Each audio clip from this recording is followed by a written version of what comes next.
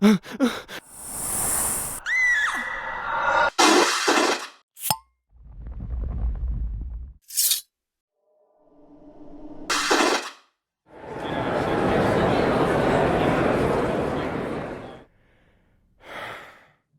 and welcome to the Supernatural Fandom Track here at Continual. Tonight we're talking about the badass women of Supernatural, and there are so many of them. This is the second episode talking about them with different women in each time. So we've just got a lot of territory to cover, so I'm going to get my wonderful panelists to introduce themselves so we can jump right in, starting with you, Tanya.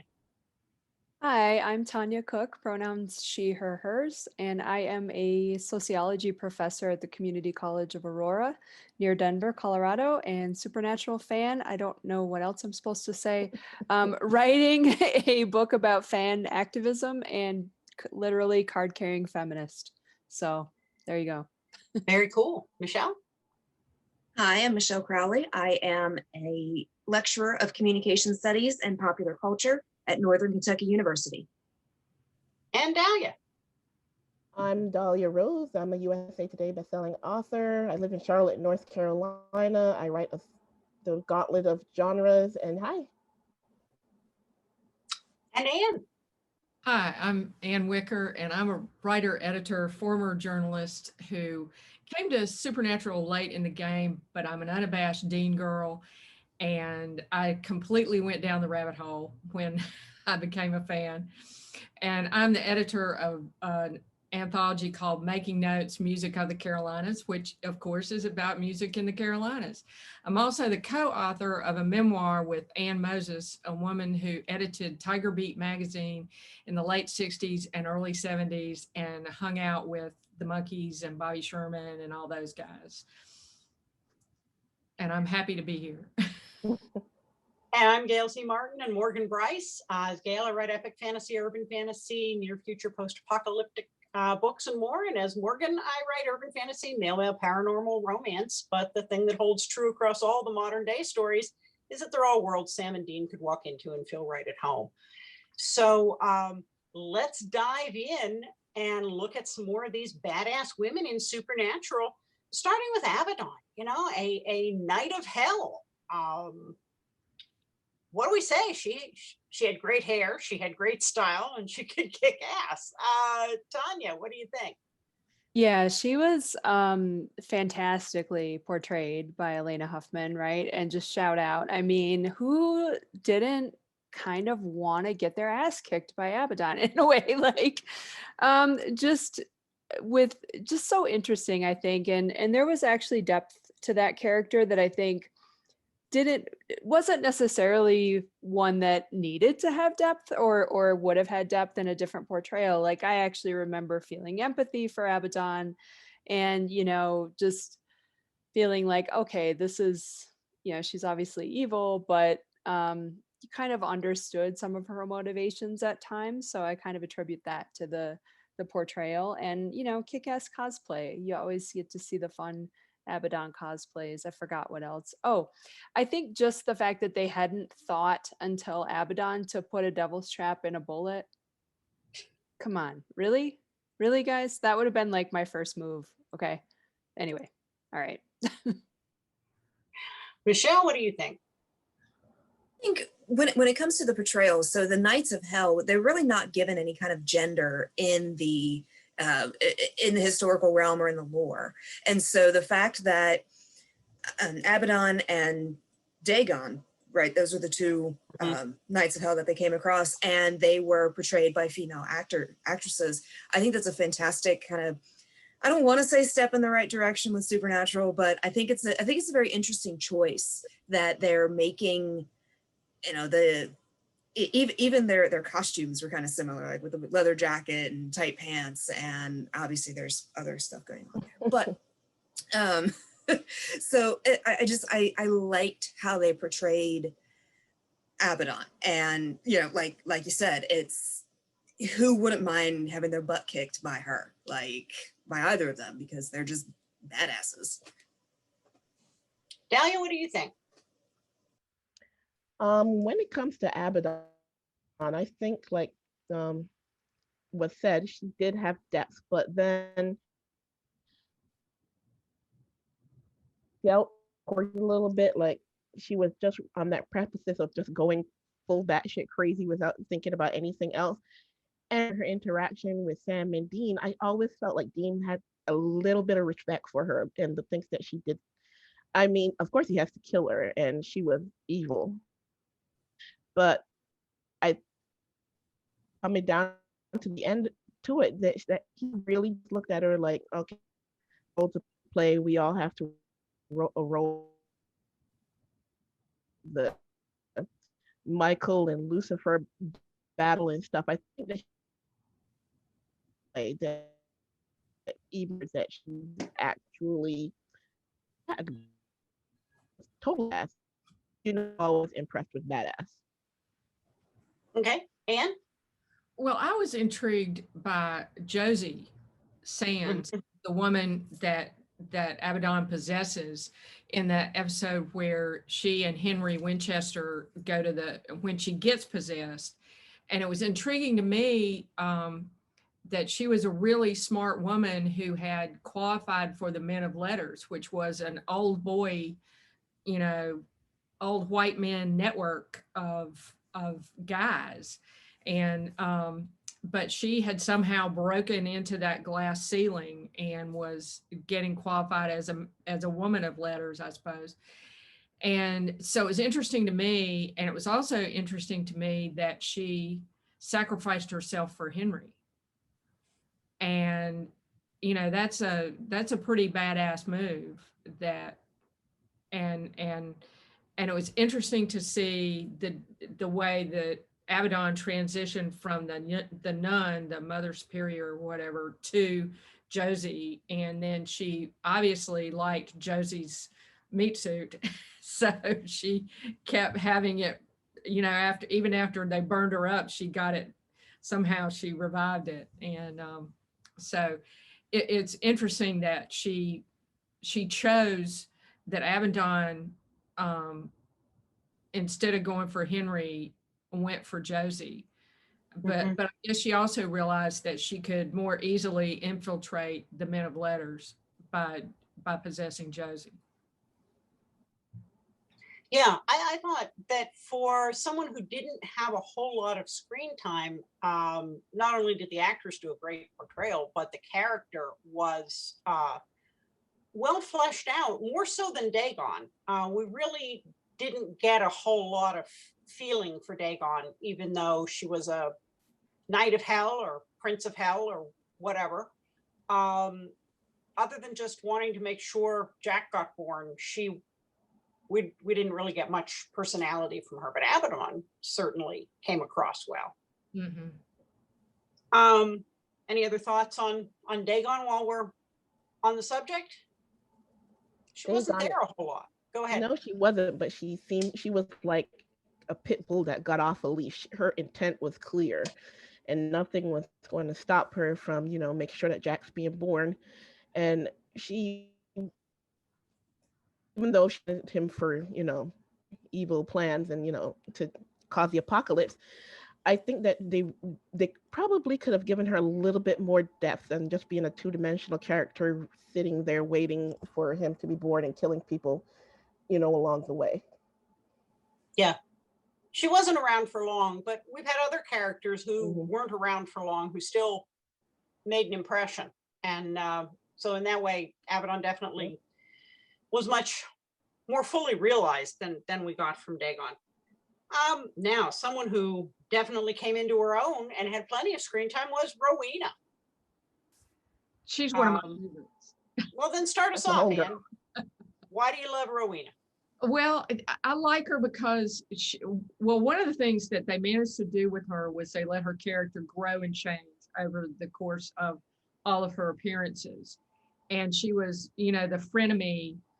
She was probably the epitome of frenemies for, in addition to her son, for Sam and Dean.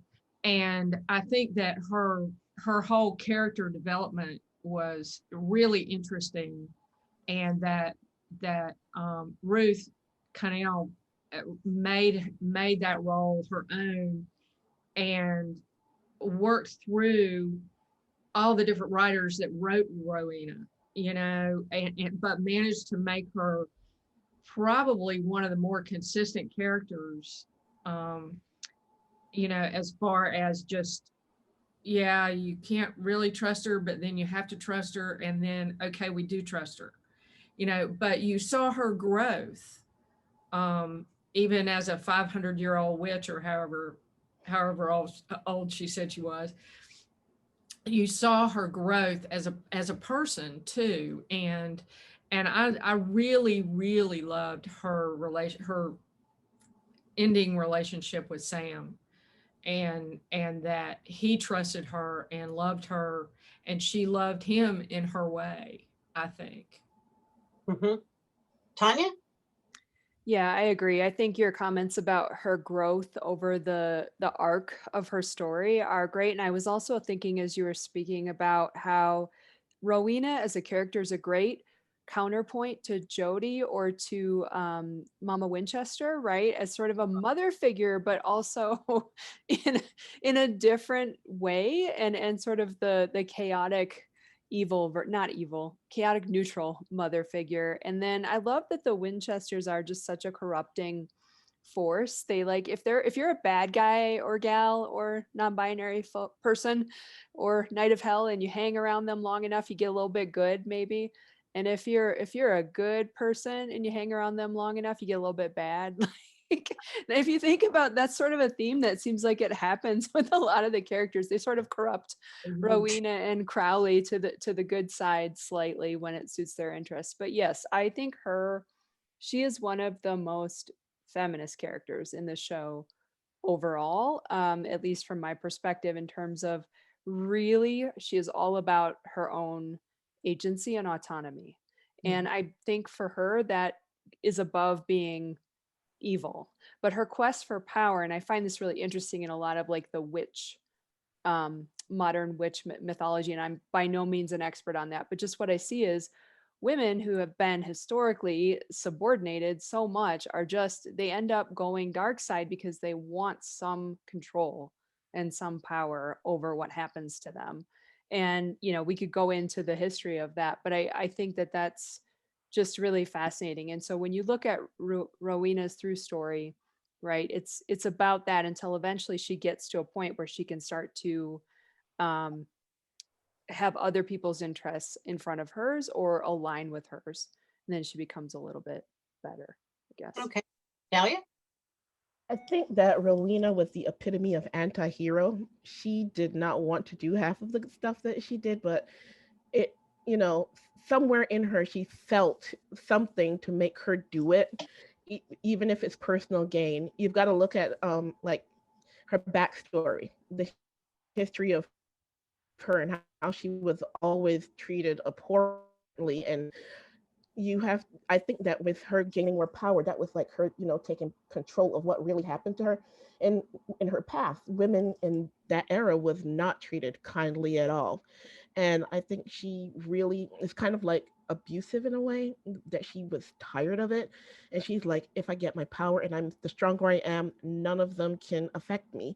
Even when it came down to Lucifer, and Lucifer, killed her, and then she came back, she was terrified, of course.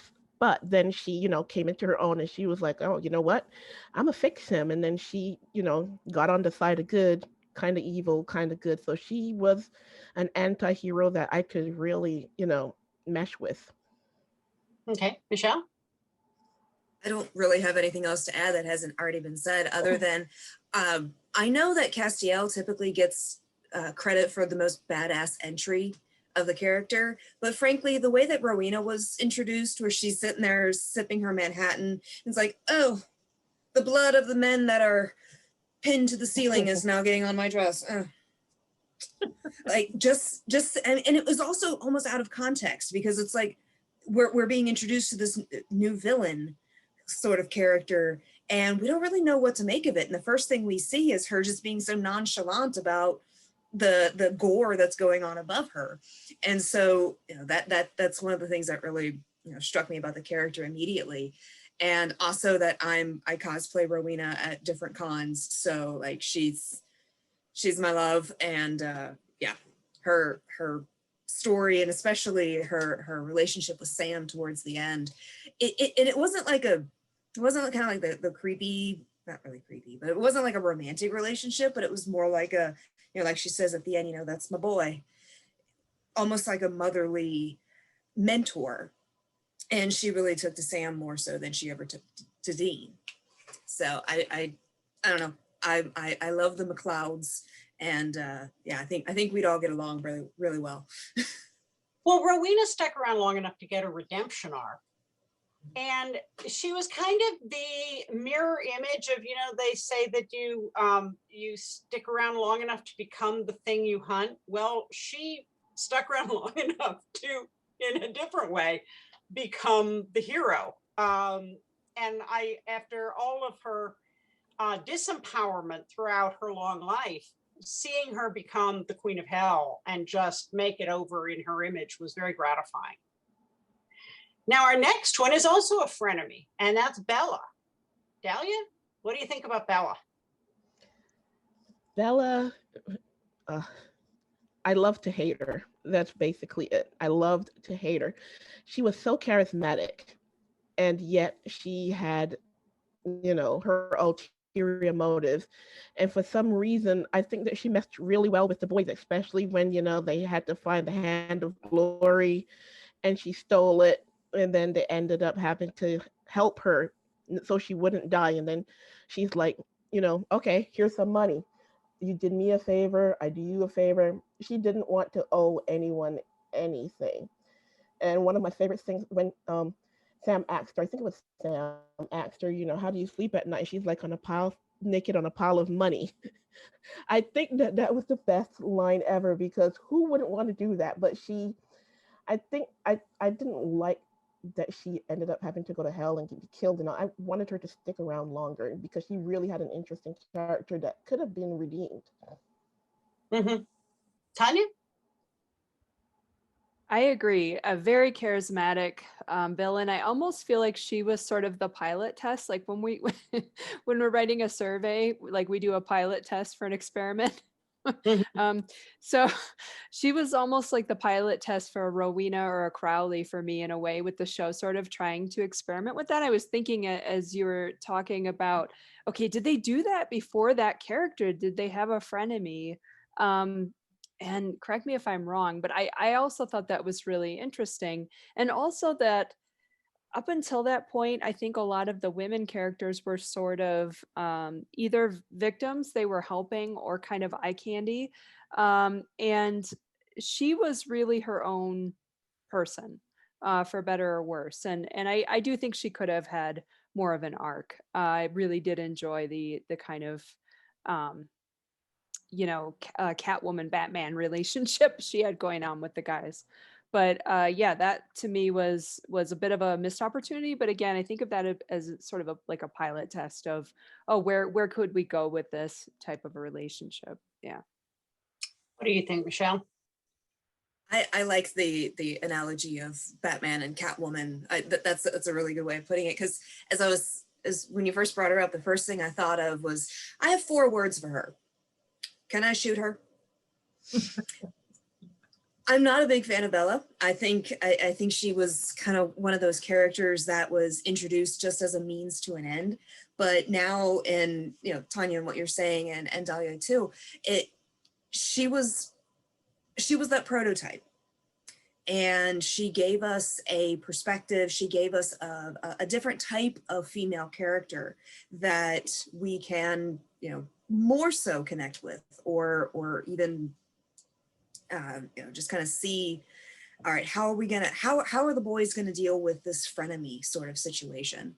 And I also feel like that her entire story arc, though, was a harbinger, or a this is what to come for Dean when he goes to hell.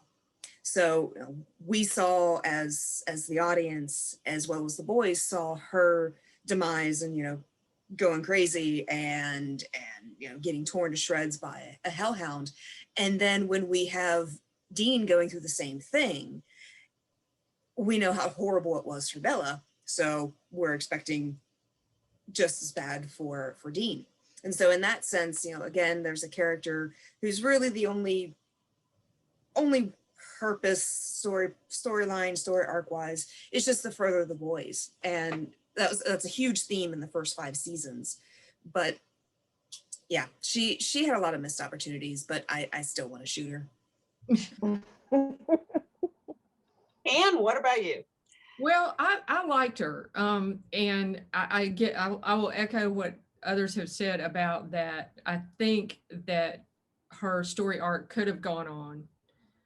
And once you said that, Tanya, about her being a prototype, I really see that. And I also see the contrast and sort of the down the road, she's attracted to Dean and Dean is attracted to her, I think.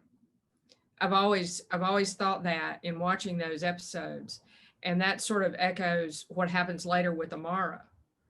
He doesn't want to be attracted to her, but he is. And then there's the whole thing that you were talking about, Michelle, about that her story is parallel to Dean's because of going to hell. And that makes that attraction even more logical, that they would be attracted or they would identify with each other with having to go through this.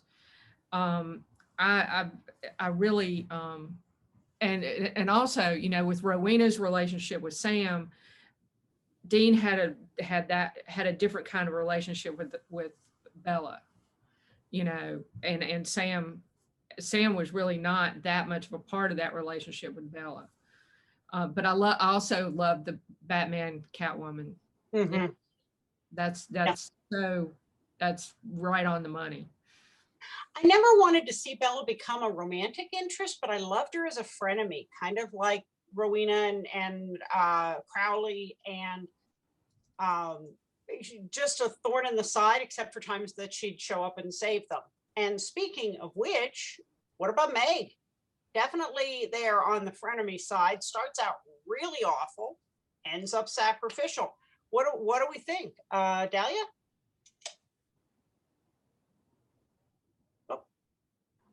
When we first got to I think Meg, I was like, oh, kill her Okay. already. I want her dead. Okay, you got it? Oh, am I? Your picture's frozen, but we can kind of hear you. The first time we saw her. Mm-hmm. Okay. She needed to die, basically. And for all the reincarnations that she came back to, she found Uh-oh.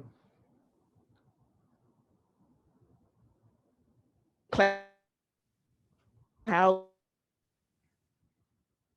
and a demon from hell, and somehow I think that they fell in love in a way. I think that they really needed Meg there to be the anti-hero of the group. It was like she kept them on their toes, like, eventually something's going to happen where you need me, and so deal when protect you with some. So I think her character was so well done, and I rated sacrifice guy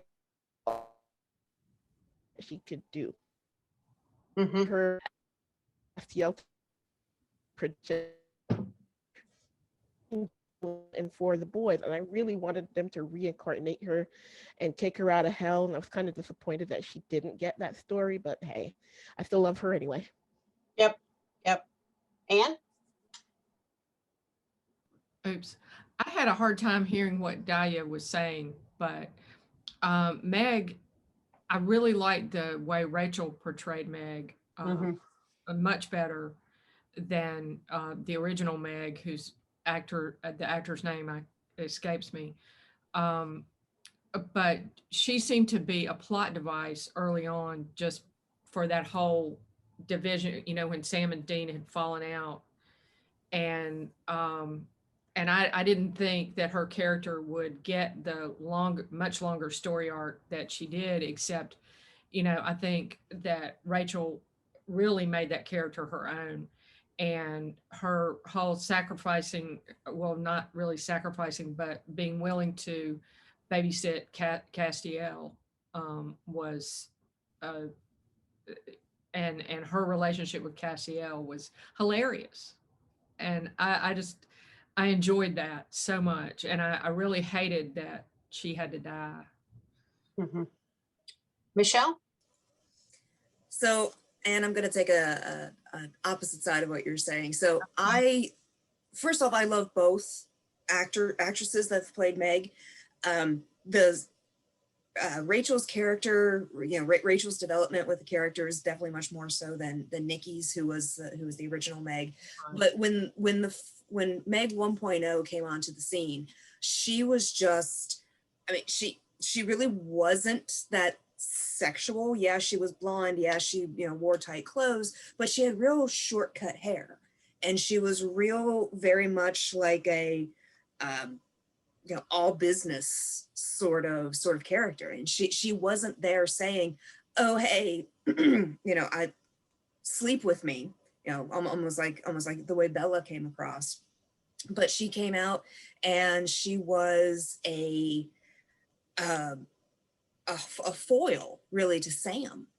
And so, he's there, he's thinking, okay, yeah, I just met this random woman, this is kind of cool. I need to, offload some of this baggage I have. I'm just gonna talk to this random person. And she then, kind of feigns, of course, she feigns innocence in this whole thing. And then she comes back and is like, oh, hey, by the way, I'm not as innocent as I look, just like you. And I think that was a really cool thing that they were able to do with the character. But also, like, shout out to Nikki, like she's a sweetheart and currently going through cancer treatment. So prayers for her. And but yes, the way she took on that role and created this character.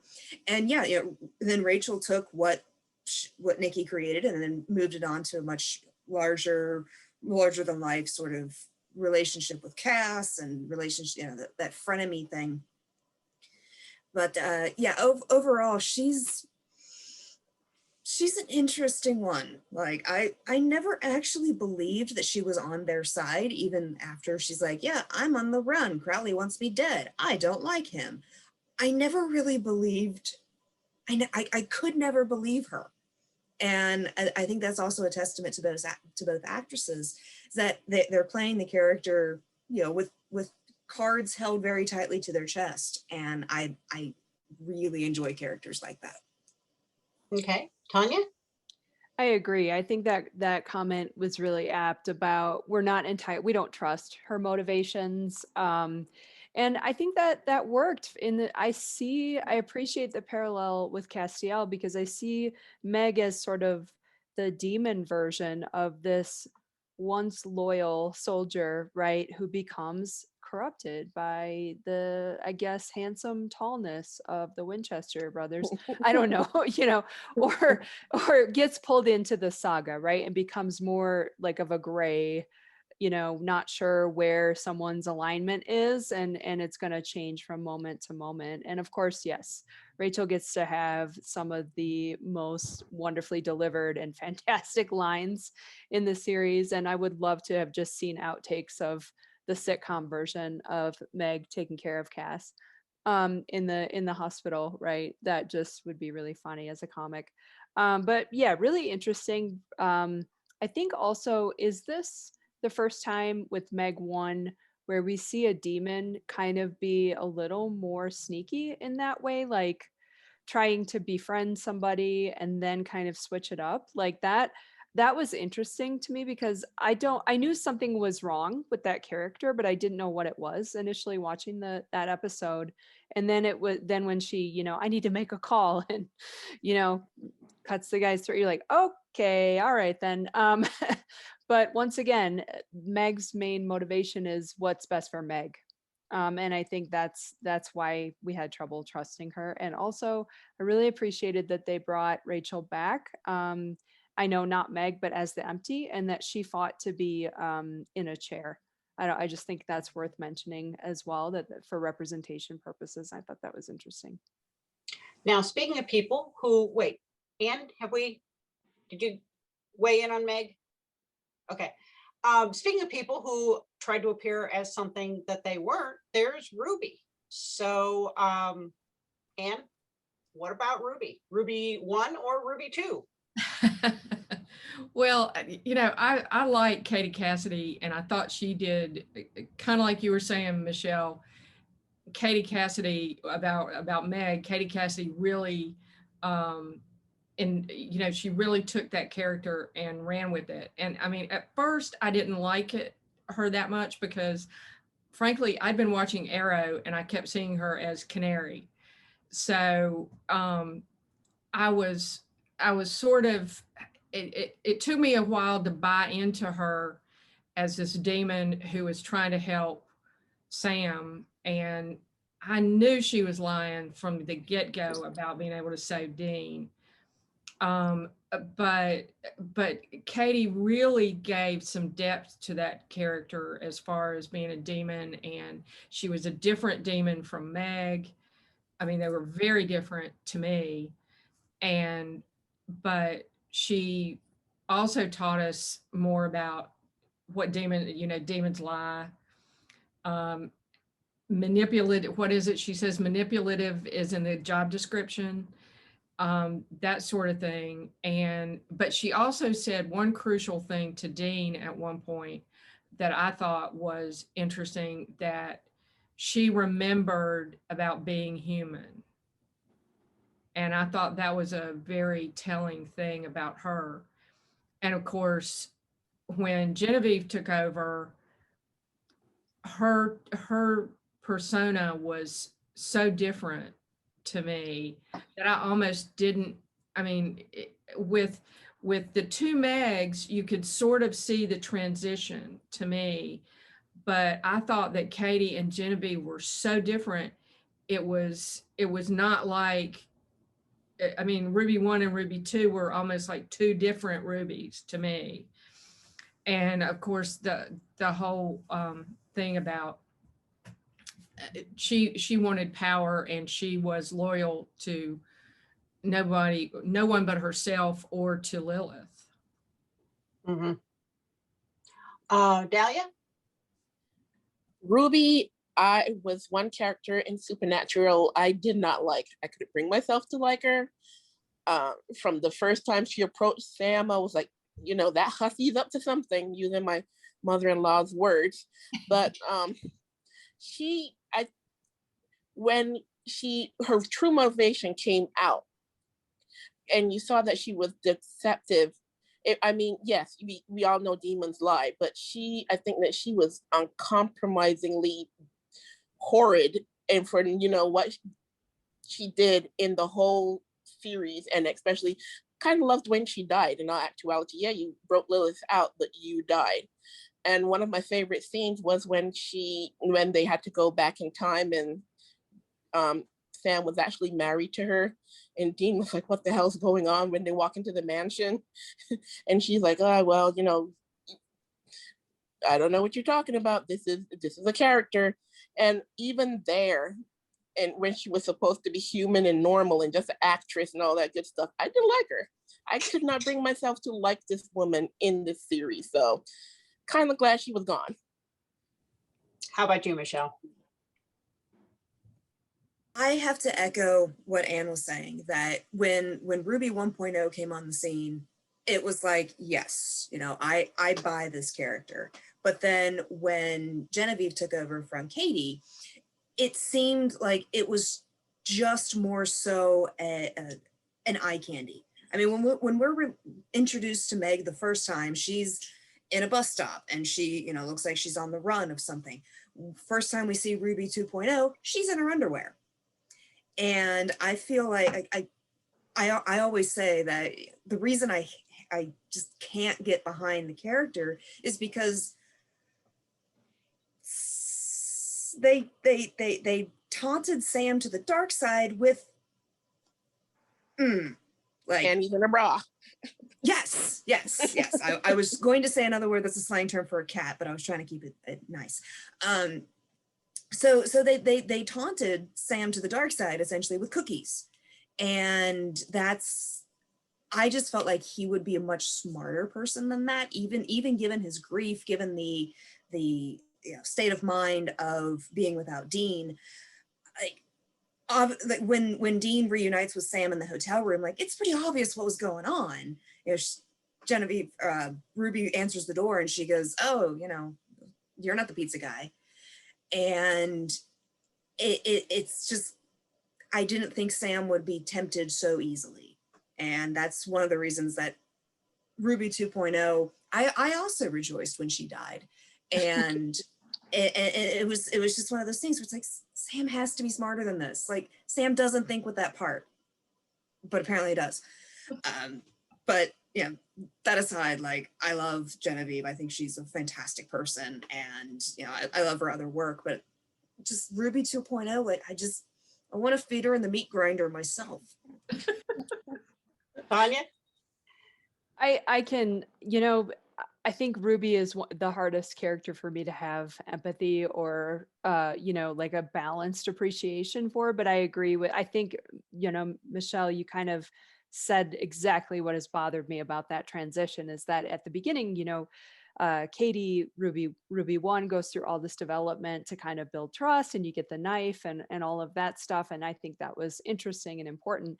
And then it's just, underpants. And I mean, they're great underpants, I guess. I don't really remember what they look like, but I'm like, maybe Dean could be swayed with that. I don't know about Sam. And I think that's exactly the break I had with it, is that did not feel in character. And who knows, he had lost his brother, et cetera, but it just, yeah, that was tough to get behind. I do love Ruby is about French fries. And so that's just shout out for that. That's a good one. But yeah, that was really difficult to kind of have that character around for so long and not feel like it really added a ton to the overall story. And I guess I came at Ruby a little differently in seeing, as we did, that Sam was really pretty much suicidal after Dean's death. And Ruby gave him a reason to live, which was vengeance. And he had no one else. He really wasn't, he didn't dare be close with Bobby. Without Dean there as both a compass and a person who cared deeply about him, he was adrift. And a lot of people, when they're deeply grieving, make very bad choices, which is always why they tell you not to make any major life decisions 6 months after, a major death. So that was kind of how I read her. Not one of my favorite characters in terms of liking the character, but that's where I kind of saw her fitting in with Sam and why he did what he did. Which on the rewatch, she is so much more convincing than she was to me the first time I watched it. The first time I had all those qualms. Second time I'm going, she even had Dean bamboozled quite a bit. So interesting. Now the next, go ahead. Gail, I have one more thing that you just said, and I'm currently rewatching season 1. So the Sam Jessica relationship is in my mind. So when Sam finds himself at Stanford and away from his family, he gravitates towards Jessica. And then when he's then again separated from his family, when Dean goes to hell, he gravitates again towards another female. I think that it's like he needs an anchor, maybe. He always needs someone to anchor him because he would, without something to hold him, in place tangibly, he would, go off the deep end. And when Meg was first introduced, they introduced her as the person that needed to be saved. And Sam has this hero complex that he wants to save everyone. So they gave her that reasoning, but then when, like you guys said, 2.0 and her in her underwear, then she became the vixen and he, the sexual conquest. And I think that they changed it up a little to show that Sam has a little bit of a dark side and he's not a goody two shoes like he used to be. So I can understand that reasoning, but I still can't stand that character. I can't. Sam has big mommy issues. So I also thought about that parallel, Michelle, as we were all talking. It's like Dean, daddy issues, Winchester. Sam mommy issues, although they both have both. But yeah, I think that parallel maybe was intentional. Well, we've actually gone through a lot of time, but I do want to catch two characters that we could probably do an entire hour on just by themselves, and that is Charlie and Dorothy. So we're going to have to do the speed dial part on this, but some thoughts about Charlie and Dorothy. Of course, Charlie had a lot more screen time, but Dorothy was such a perfect foil. So Michelle, starting with you. In order to keep this brief, they deserved better. The end. Very true. Okay. And Anne. I echo that completely, especially Charlie. And, just that she is one of my favorite characters of all on the show. She was perfect. She was so much their sister they never had, just like Dean said. And Dorothy was perfect for her. And I loved that Oz storyline. I was a huge Oz fan, still am, and I just loved that. Dahlia? Charlie, she was one of my all-time favorites, and you saw her come into her own from being the shy little, hacker girl to becoming a fighter and she became part of the family. And I agree, they did her dirty. She should have had a happy ending, and I wanted her to. You guys killed her like twice, I think, and I'm like, come on. She was one of the best characters, and I know that we really wanted, they do it for the hurt factor, because when it broke my heart, even rewatching it breaks my heart, but she had so much more potential than just being a victim, because she grew and we saw that she wasn't a victim, and then you guys kill her off. Yeah. Tanya? Absolutely deserved better. Charlie for me is a character like Dean and Sam and Castiel that transcends the show. It's not like we talk about favorite characters on the show and then favorite characters in pop culture, and she is one of those for me. Like that's how close she hit for me. And yeah, absolutely deserved better. I would have loved to have seen the Wayward Daughters spinoff with Charlie in it as a character or as an occasional character. That's what they should have done, frankly. Right. Yeah, I mean, so many things bothered me about what happened to Charlie. Not only that they killed her off, but that they killed her off because she made stupid decisions that we all know Charlie wouldn't have made. And so that kind of forced error really, really teased me off. And even though the actress wouldn't have been available all the time, I would have loved to have known she was off with Dorothy and Oz having adventures and then comes back from time to time, as opposed to killing her off just to get the grief factor, because she was such a well fleshed out character, and brought so much to the show. Anne, were you going to say something there? No, I just said exactly when you were talking about that. Yeah.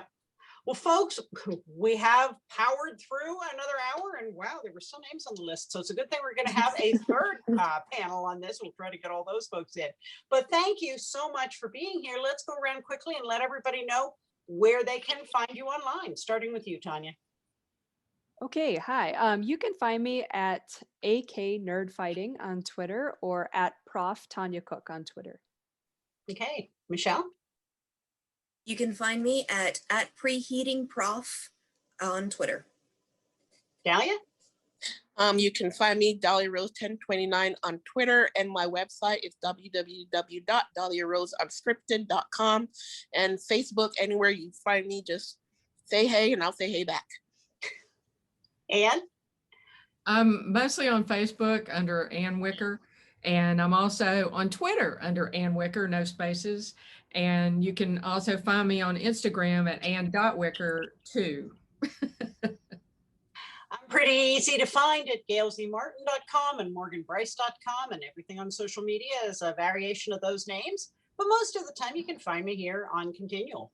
So thank you very, very much to our wonderful panelists for joining us tonight. And thank all of you for watching and listening. There'll be more Supernatural coming up here on Continual, so we'll see you online.